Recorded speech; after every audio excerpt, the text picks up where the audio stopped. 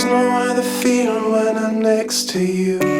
No one else around, just a space for two. There's no better feeling when I'm close to you. I look into your eyes, there's an ocean blue. When I'm down, you lift my feet off the ground. There's no other feeling when I'm next to you. No one else around, just a space for two. There's no better feeling when I'm close to you. I look into your eyes, there's an ocean blue when I'm... Salutare tuturor! Vă îmbrățișăm pe toți din ultima noastră destinație din Japonia, Hiroshima. Astăzi vom face o călătorie cu Shinkansenul de la Kagoshima la Hiroshima și vom explora frumusețile acestui oraș cu o istorie plină de momente emoționante și provocări. Înainte să începem, haideți să vorbim puțin despre distanța pe care o vom parcurge astăzi. Din Kagoshima până la Hiroshima sunt aproximativ 600 de kilometri, iar trenul Shinkansen ne va duce la destinație în aproximativ 3 ore. Este incredibil de rapid și eficient, iar călătoria cu acest tren este o experiență unică, așa cum v-am povestit de fiecare dată. În drumul nostru spre Hiroshima vom trece prin Kumamoto, Fukuoka și Yamaguchi, 3 orașe foarte mari cu un potențial turistic extraordinar. Noi nu am apucat să ne oprim în aceste locuri, dar sper că data viitoare poate măcar în Fukuoka să ajungem sau dacă veniți voi să ne dați și nouă de știre. Nu am cuvinte despre cât de mult îmi place să călătoresc mereu și să nu am întârzieri, să fiu mereu la timp oriunde aș merge. Mă tem că Japonia a setat pentru mine niște așteptări foarte ridicate. Ionuț mereu îmi spune că nu e tocmai bine că prima mea experiență cu Asia începe în Japonia, dar să sperăm că nu va fi nici așa de rău în următoarele noastre călătorii. Vremea de astăzi este perfectă pentru călătorie, fiind o zi frumoasă de primăvară. A și plouat puțin când să plecăm de la Kagoshima și cu siguranță vom avea o priveliște minunată din tren și vom putea admira frumusețea peisajelor japoneze. Prima noastră oprire în Hiroshima este evident gara centrală. Această gară este impresionantă nu numai datorită dimensiunilor sale mari, ci și datorită faptului că este unul dintre cele mai importante noduri de transport din Japonia. Este un loc aglomerat și agitat cu multe magazine și restaurante, unde vom putea găsi mâncăruri tradiționale japoneze și inclusiv faimosul okonomiyaki din Hiroshima, pe care noi îl avem pe listă încă de când eram în România. Pentru a găsi cel mai bun okonomiyaki din Hiroshima, trebuie să mergem la etajul 2 al gării, unde se află o zonă special dedicată acestei mâncăruri atât de populare. Ce mâncăm astăzi? Okonomiyaki este o mâncare specifică zonei Hiroshima. Se face pe un grill mare, unde se pune varza la grill. Și peste se pune ou, creveți, depinde de aromele pe care le vrei și se împătură așa ca și cum ar fi o omletă întreagă. După cum vedeți, toate restaurantele unde se servește okonomiyaki sunt pline și mai mult decât atât sunt și cozi formate deja. Nu vreau decât să vă reamintesc că este ora 10 dimineața și noi ne aflăm la o coadă și abia aștept să încerc și eu. Ionuț deja știe cum e, deci pentru mine este suspansul mult mai mare. Dacă vizitați Hiroshima, nu trebuie să ratați ocazia de a încerca okonomiyaki-ul din gara centrală. Acesta este un preparat emblematic al orașului și o experiență culinară pe care o veți savura cu siguranță.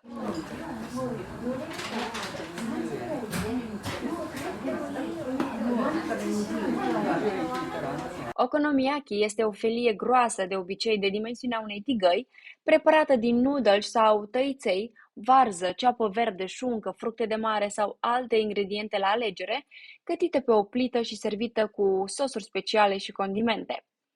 Okonomiyaki-ul din Hiroshima este o variantă unică a acestui preparat, cu ingrediente aranjate în straturi și gătită cu atenție pentru a obține o crustă crocantă și un interior cremos.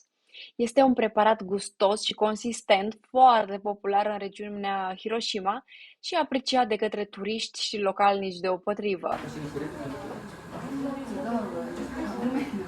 Ne-am așezat într-un final la masă, Ionuț deja comandă. Am primit apa. Abia aștept să comand și eu și să vedem cum și ce gust are okonomiyaki.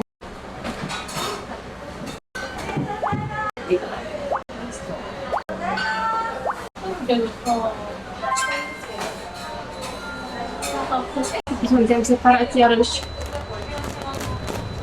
Eu verific programul trenului pentru Miyajima. Mergem într-un loc foarte fain, lângă Hiroshima. Atâta vă spun. Ok, nu mă așteptam chiar la asta. Arată incredibil de fain, ce călbenuș perfect, ce ou perfect. Wow, ce mâncare perfectă!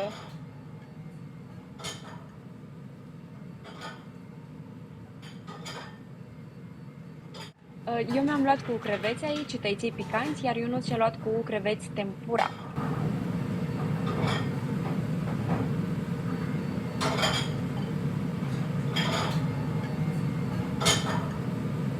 Poftă bună! Poftă bună! Nu mai pot, mai Revin cu un update. Gustul e foarte bun, aromat, se simte gust puternic de mâncare prăjită. Ce pot să vă spun este că sunt ca niște paste prăjite cu diverse arome de la toppingurile pe care le-ai ales, în cazul meu fructe de mare și creveți. După o zi lungă și obositoare de călătorie, ajungem la hotelul nostru, care pare absolut minunat, în ciuda faptului că a costat doar 65 de euro pe noapte. Este un hotel care ne oferă un pachet complet cu mic dejun și, în plus, are o grămadă de butoane care nu știu la ce folosesc. În timp ce explorăm Hiroshima și împrejurimile sale, o destinație pe care nu putem să o ratăm este insula Miyajima. Această insulă, situată în marea interioară a Japoniei, se află la doar o plimbare cu feribotul de coasta orașului Hiroshima. Noi nu a trebuit să plătim pentru această cursă, deoarece am avut JR pasurile și acoperă și acest feribot. Am fost norocoși. Insula Miyajima este renumită și pentru că este casa a numeroase căprioare care își fac de cap pe străzi. Aceste căprioare sunt foarte, foarte prietenoase și adoră să se întâlnească cu oameni, fiind adesea în căutare de mâncare și, bineînțeles, atenție. În ținuturile japoneze, căprioarele sunt considerate animale sacre și sunt protejate de lege. În ținuturile antice ale Japoniei, se credea că zeii locuiesc în natură și animalele erau venerate. Astfel, căprioarele sunt considerate animale sacre în Japonia și sunt respectate și protejate de toată lumea. De-a lungul istoriei, căprioarele au fost prezente în insula Miyajima și în alte locuri din Japonia. Ele au fost adesea lăsate să se plimbe libere, fără intervenția omului. Cu timpul, căprioarele au devenit mai prietenoase cu oamenii, făcând din insula Miyajima o destinație extraordinară pentru iubitorii de animale. Pe lângă căprioare, insula Miyajima mai este renumită pentru poarta Torii, care am înțeles că ar fi cea mai înaltă poartă Torii din Japonia. Este literalmente un monument istoric care se află în mijlocul apei și care creează o imagine spectaculoasă când este iluminată în timpul serilor. Pe insulă putem găsi și alte obiective turistice, cum ar fi muntele Misen, un loc de pelerinaj și o destinație populară pentru drumeții, cu o priveliște panoramică asupra insulei și a mării interioare a Japoniei. Uite, pe bere au căprioarele și pe aia au portatorii.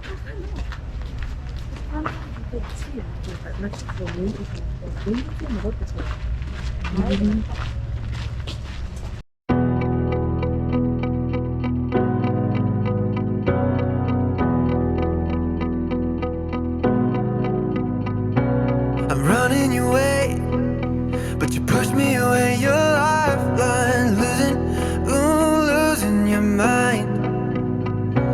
I'm here for you, babe.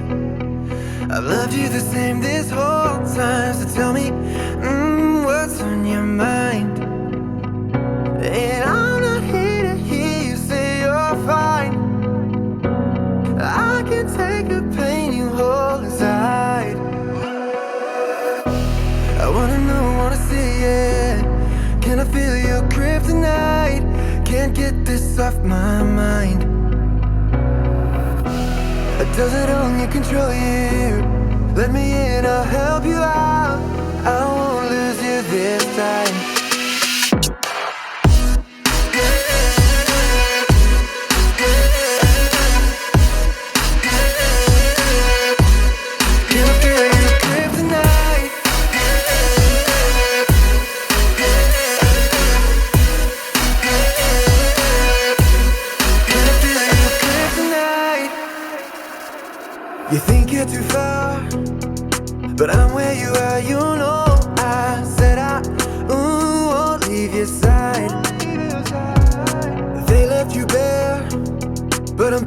She's there in my eyes for you.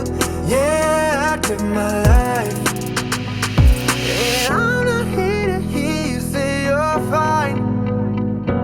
I can take the pain you hold inside. I wanna know, wanna see it. Can I feel your grip tonight? Can't get this off my mind. Does it only control you? Let me in, I'll help you out. I won't lose you this time.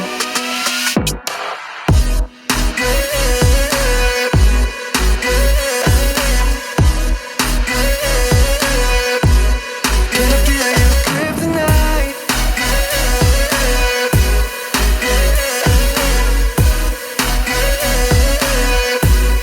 Can I feel your grip tonight? I wanna know, wanna see it. Can I feel your grip tonight? Coda de pe insula Miyajima și o înghețată de cafea. Poate. I wanna know, wanna see it. Can I feel your grip tonight? Can't get this off my mind. Does it only control you? Let me in, I'll help you out. I won't lose you this time.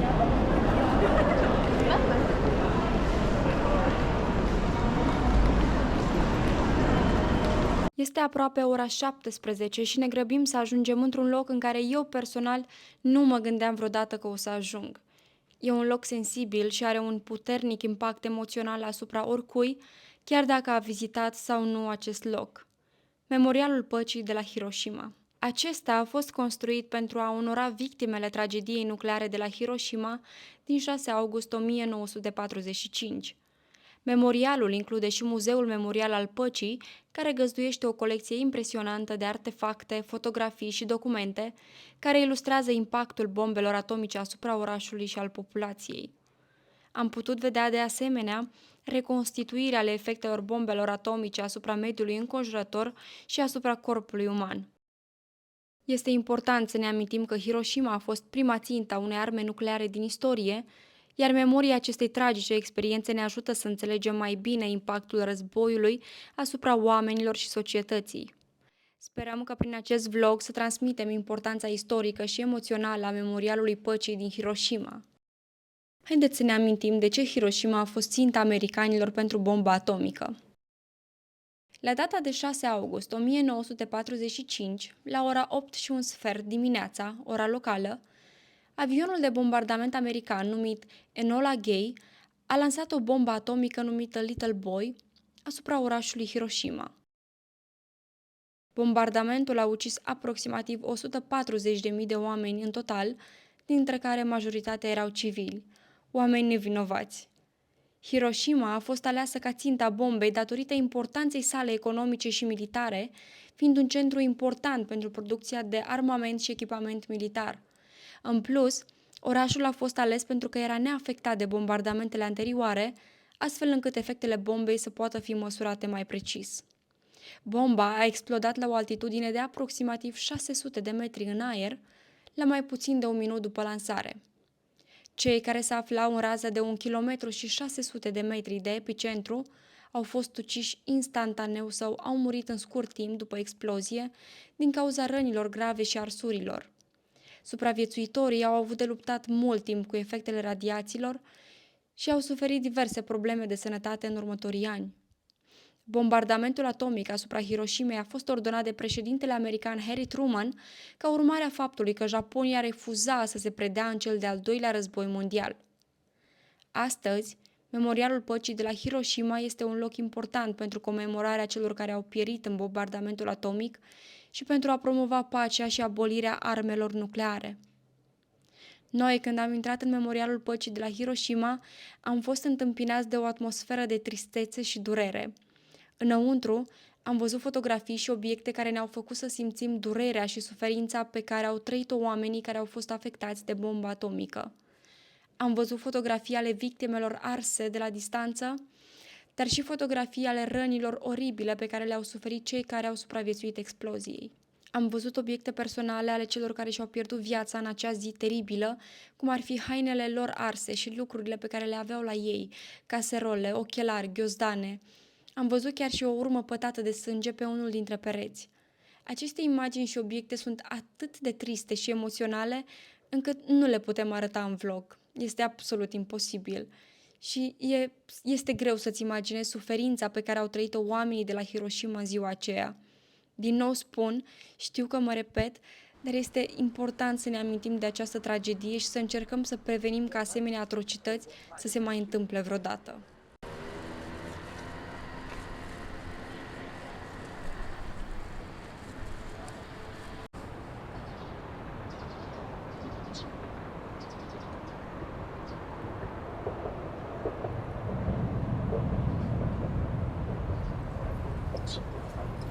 Ne aflăm într-unul din locurile cu cea mai mare încărcătură emoțională de pe pământ, probabil.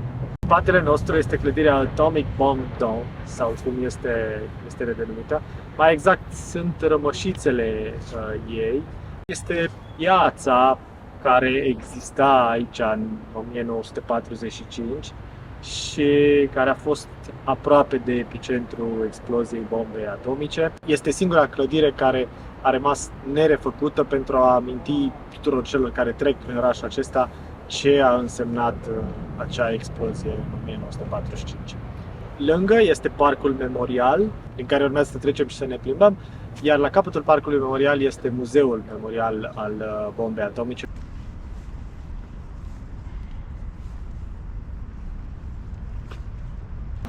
Vizita noastră la muzeu s-a încheiat.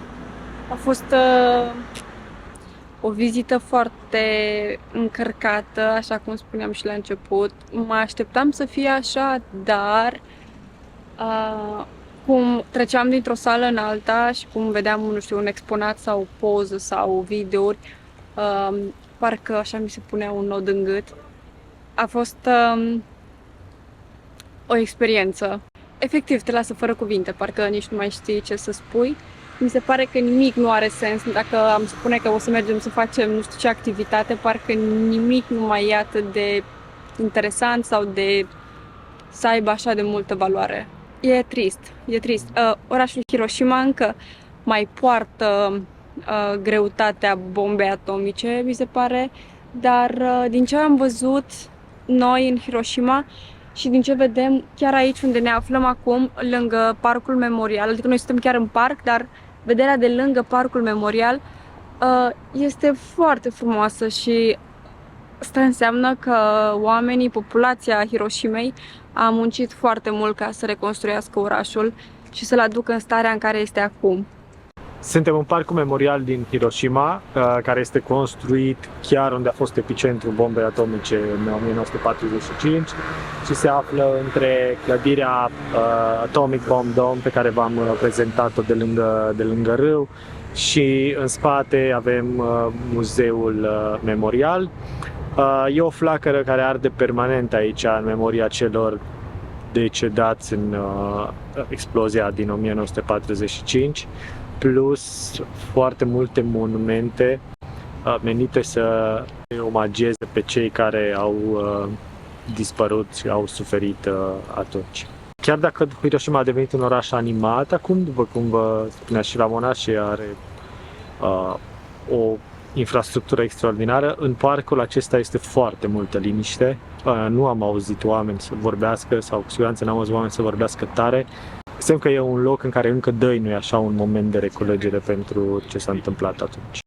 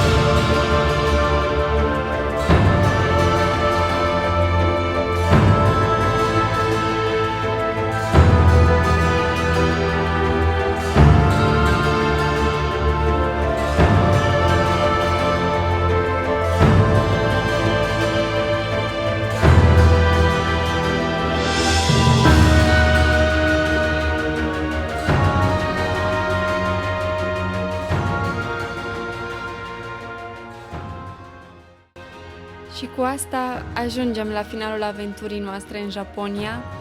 Ultima noastră seară în această țară minunată s-a încheiat, iar mâine dimineață vom pleca spre Tokyo, de unde vom lua zborul înapoi acasă. În timpul acestei călătorii am avut oportunitatea de a experimenta și explora o cultură și o istorie fascinantă, am fost martorii unor peisaje naturale impresionante și am încercat o mulțime de preparate delicioase. Japonia a fost cu adevărat o destinație de neuitat și suntem recunoscători că am putut să împărtășim această experiență cu voi prin intermediul acestui vlog. Sperăm că acesta v-a oferit o mică perspectivă în această lume uimitoare și că ați găsit informațiile noastre utile și pe alocuri interesante. Încheiem această călătorie cu amintiri frumoase și cu dorința de a reveni și de a explora mai mult din Japonia în viitor. Vă salutăm pe toți și vă mulțumim că ne-ați urmărit vlogurile.